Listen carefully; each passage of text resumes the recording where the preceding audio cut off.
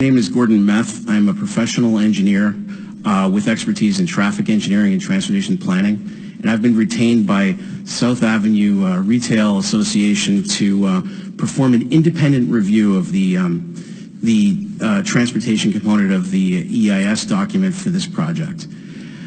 I have, based on that review, I found 3 areas that I think this committee should really ask more questions about before acting on this application.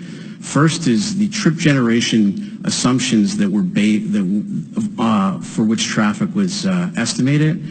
The wholesale club component was taken from, if one traces back to where it was referenced, the Gateway Center complex in Brooklyn, which is a 640,000 square foot retail complex. There's a wholesale club in there. It's less than 10% of the area, but more importantly, it has no gasoline component.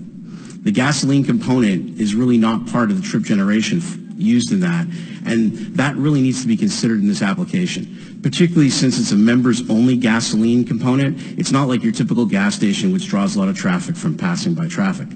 The other component is really the restaurant portion. It turns out the restaurant trips are estimated based on a 1975 publication of a restaurant in Times Square, if one traces back. And I really think that should be looked at with greater scrutiny.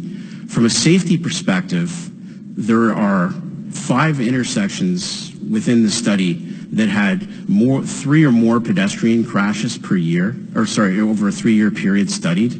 One of them had 10 pedestrian hits, and that's the main focus of mitigation in the study. That would be the intersection of Forest Avenue and Richmond Morningstar. The other intersection that's really of concern would be South and Forest, which there were 3 pedestrian crashes within 3 years, and that intersection wasn't even studied, even though it's 150 feet from the proposed site. Finally, I think the mitigations really need to be looked at because they're really not real changes. They're changing timing by a second or changing a left turn lane by 1 to 2 feet. I don't think in real terms that will actually affect change. Thank you. Thank you for your diligence.